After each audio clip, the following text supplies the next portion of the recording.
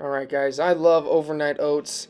They are a super easy breakfast, on the go, meal, snack, whatever you want it to be. It can be eaten hot or cold, and there is no limit on the amount of ways you can make them with different ingredients depending on what you like. But today we're going to focus on two of my favorite overnight oat recipes that are tailored for pregnant women. First one we have here is a vanilla lemon orange sorbet overnight oat recipe, starting out with about a cup of oats in a mason jar along with 2 teaspoons of flax seeds. Steel cut oats are a great source of carbohydrates with fiber and iron. Flax seeds are one of the richest sources of omega-3 fatty acids as well. Here I'm going to chop up these oranges nice and small. These are good to add some natural sugar to the recipe. Also, oranges are a good source of folic acid, which we all know is important for pregnancy. Next, I am going to add 2 teaspoons of grade A all-natural maple syrup, another good source of natural sugar. Add a little bit more sweetness to this recipe. You can definitely go without it if you think you don't need it, if it's already sweet enough with the oranges. And next, this Greek yogurt from Oikos called Oikos 000 Greek yogurt, vanilla flavor.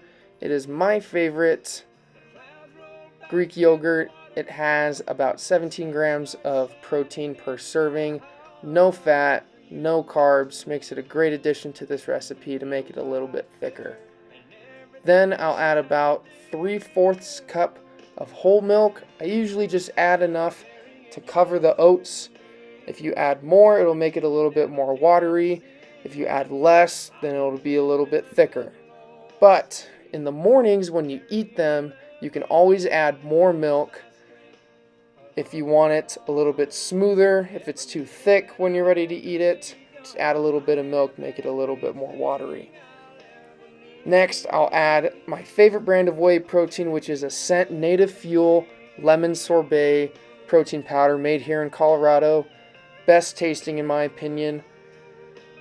Add about 1 scoop of that, and then we'll mix. Try not to spill out of the jar. I love overnight oats because so many things can be used in this. You don't have to use whey protein. You don't have to use whole milk. You can substitute gluten-free oats. You can substitute lactose-free ingredients. Whatever your dietary needs call for, you're able to make it in this recipe. I'll then put on the cap, shake it up a little bit, and then mark the date that I made it, because I don't want it to sit in the fridge longer than a week. It can end up going bad. We got a macronutrient breakdown. We can see it's a little high in calories. We got a lot of protein in there, a lot of carbs, about 15 grams of fat. I like the idea of overnight oats for pregnant women because we are looking to increase our nutrient intake as we are building this baby. I have some highlighted nutrients, all of which are very important to be consuming while pregnant, and just everyday life. You can still make this recipe and have a super nutritious breakfast. We have folic acid, calcium, vitamin D, iron, omega-3, and vitamin C. And again, I like the idea of overnight oats for you guys because they are so packed full of vitamins and minerals. They're a great source of protein and super easy to meal prep for the week and just grab on the go. Alright, next up we got my favorite overnight oat recipe. It is a chocolate peanut butter recipe with real peanut butter. We got some vanilla extract, got some chocolate protein. Love this one, make it every week. First off, we're going to start with another cup of steel cut oats. Again, great source of carbohydrates, great source of fiber, iron, love them. Then we're going to do 2 teaspoons of flax seeds, great source of omega-3s. These 2 first ingredients are my staple ingredients in almost any overnight oat recipes. Love the nutrients that they provide, use them all the time. Next up, we got some maple syrup. Add a little bit of sweetness to this recipe. Grade A, all natural. It's a little bit expensive, but I find that it's worth it to add that little sweetness, little flavor to it.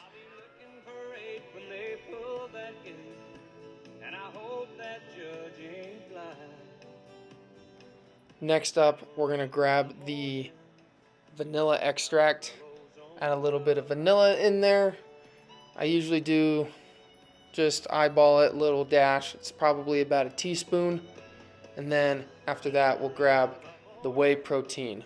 Gold standard 100% whey protein is the cheapest protein that has quality ingredients that I can find.